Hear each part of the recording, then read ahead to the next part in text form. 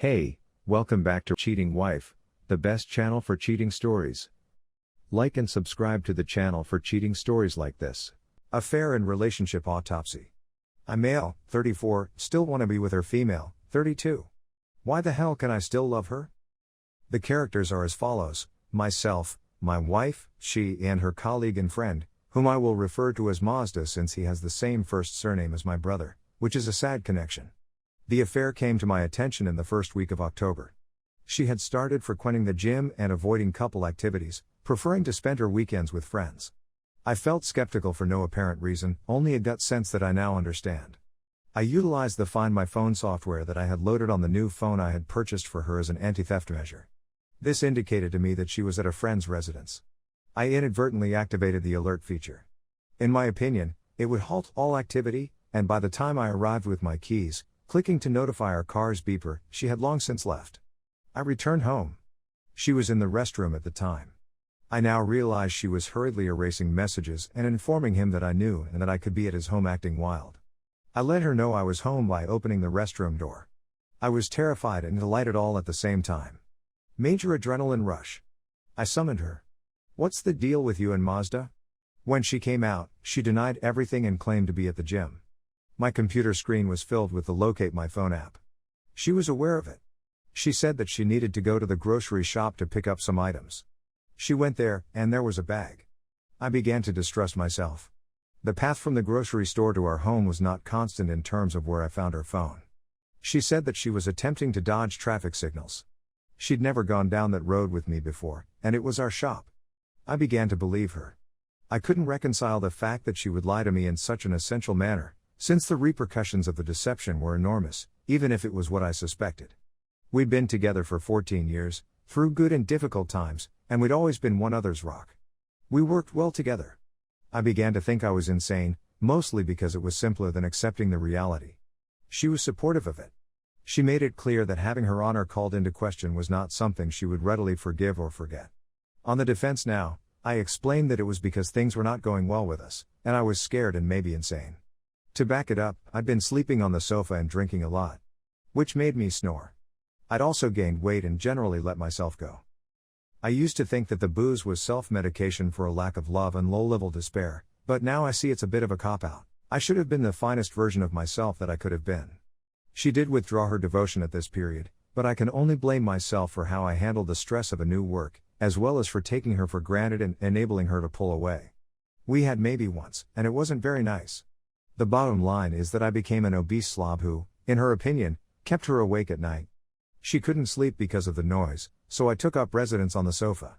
Madden on Xbox became my emotional release, as messed up as that sounds, and it also likely brought up memories and animosity from our early years, when I ignored her and played video games instead of confronting reality. I had begun a new difficult work and was focused with it.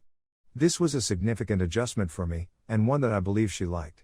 I had previously been living on a nice but erratic income and had been classically underemployed, which had created a strain in our relationship since she believed I was being selfish in my pursuit of a job in my field, which is true, but I thought I deserved to pursue what I loved. In this aspect, I was correct. She used to like her job, but she didn't realize she had to work 9 to 5 in a difficult workplace to live the same lifestyle as me. I believe she felt resentful of the fact that I didn't have to work as hard to contribute, and when I did, it was something I enjoyed doing. She had paid the bulk of our costs in prior years. These resentments accumulate, and she has the capacity to remember these things long after I have written them off and forgotten about them, even if I was thankful. Her recollection of slights is extensive. She had become distant after I had visited my parents in a faraway state, and as soon as I returned, the work began pounding my and draining all of my emotional energy. That's all for the backstory. I'm trying to be as self-critical as possible since I know I messed up on more levels of relationships than a person should be allowed to without consequences. I just wish we'd spoken. That is all my fault. I'm more upset with her for finding another outlet. Let's fast forward to what many people refer to as Discovery Day. I went to bed certain that I was insane and that we would work through our issues, which appeared to be all mine. My distrust and our recent aloof conduct. I awoke in the middle of the night, sprang out of bed, and said, "The truth will set you free." I walked downstairs because I was experiencing a mild panic attack. I matched the time on the iPhone app to the receipt for the items she had purchased. It demonstrated that she was nowhere near her gym, On the opposite side of town, throughout her absence. As she feigned to sleep, I shouted at her. You lied to me, I sobbed, the entire weight of the truth bearing down on my shoulders. She came downstairs as I was having a mental breakdown. She acknowledged she liked him.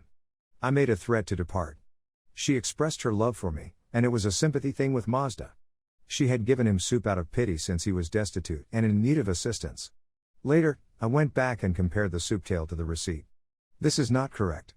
She said that she paid cash for it and placed it in a different bag that she purchased for 5 cents. This is a falsehood she has maintained and will continue to maintain to this day.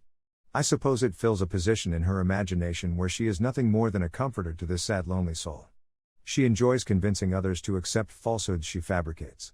She later told us in bed, after we had dried our tears, that she should have simply acknowledged she was bringing him soup.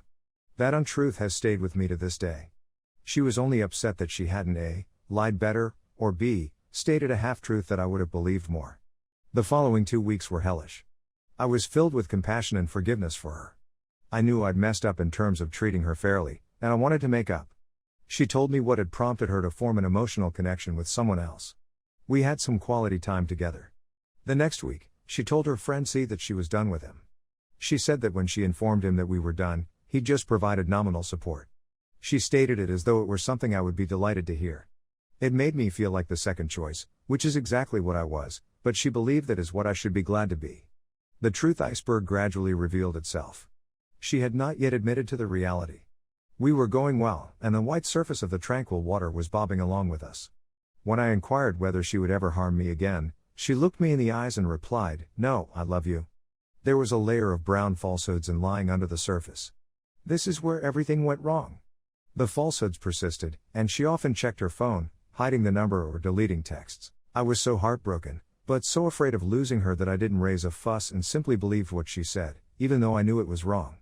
During this period, her position with the affair partner, Mazda, shifted from best friend to motherly, soulmate, back to best friend, and finally back to mother. She asked me what I wanted from her one night as I was laying in bed. I expressed my sincerity and devotion to her. I could tell by the expression on her face that I had asked for the 2 things she was hesitant to give up. I'm not sure when this happened, but she tossed it all on the table one night. Things were going well, so I asked her if she was going to harm me again. I was very naive. I'll never forget the expression in her eyes as she relaxed on the sofa, me on the floor. She looked at me and said she didn't love me because she was in love with Mazda. I walked off, unable to believe it, despite the fact that she had said the same thing to me about someone else years earlier. As I returned to the home, she packed her belongings and broke down like a miserable beggar, begging her to remain. I stayed with my sisters for the following 2 weeks. I knew she was depressed and attempted to rationalize her conduct in light of that. I went to see her after getting drunk with a neighbor, and she agreed that I was the greatest thing in her life and that she didn't deserve to be with me, but that we would figure it out. We spent a significant amount of time messaging. I rejoined her shortly before my folks arrived. I requested that she ban Mazda's phone number and remove him from Facebook. She wouldn't since it went against who she was and her freedom. This shattered me, and I didn't have the courage to cut it off at the time.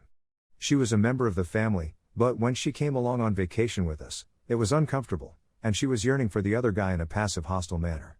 I emptied myself out and was given a token in exchange. When we returned, we broke up again for another month because she wanted space. This happened around Thanksgiving.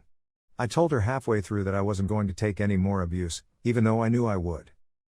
I approached her with the intention of breaking up with her. She was forewarned of what was to come. I told her several ultimatums that I needed to continue with her, such as money that we both shared and openness with her passwords. She was repentant and claimed to have experienced a change of heart. She complied with some of my wishes. She handed me the money. That makes me happy.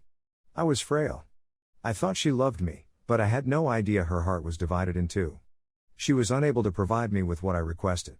The next week had the same results, nice text messages, reconciliation, and eventually enough for me to be strung along. This is as much my fault as it is hers. At this point, I'm also in the fog that says, despite the facts, this person will change. Let us fast forward to December. She respects all of my limits. I'm showering her with love.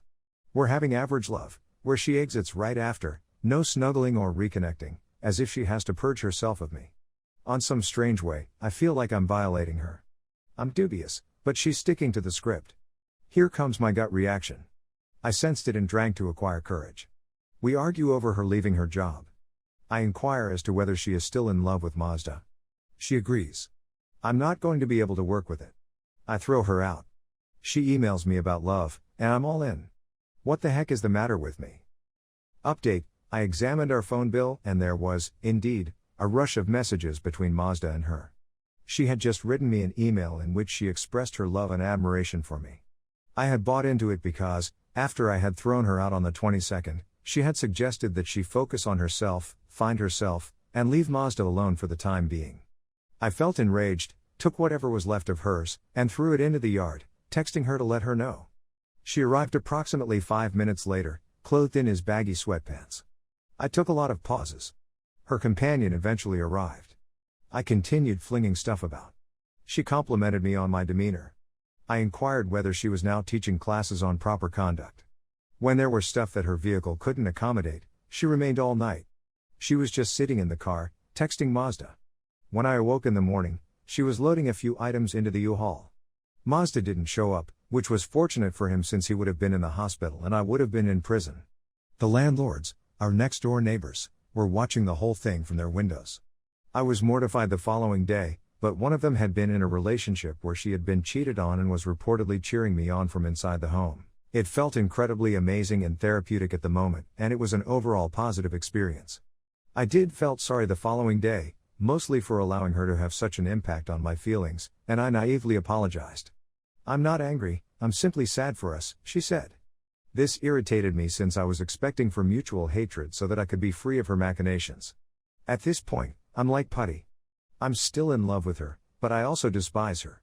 I hope I could cleanse my emotions and move on from her, but I don't have a clear plan for doing so.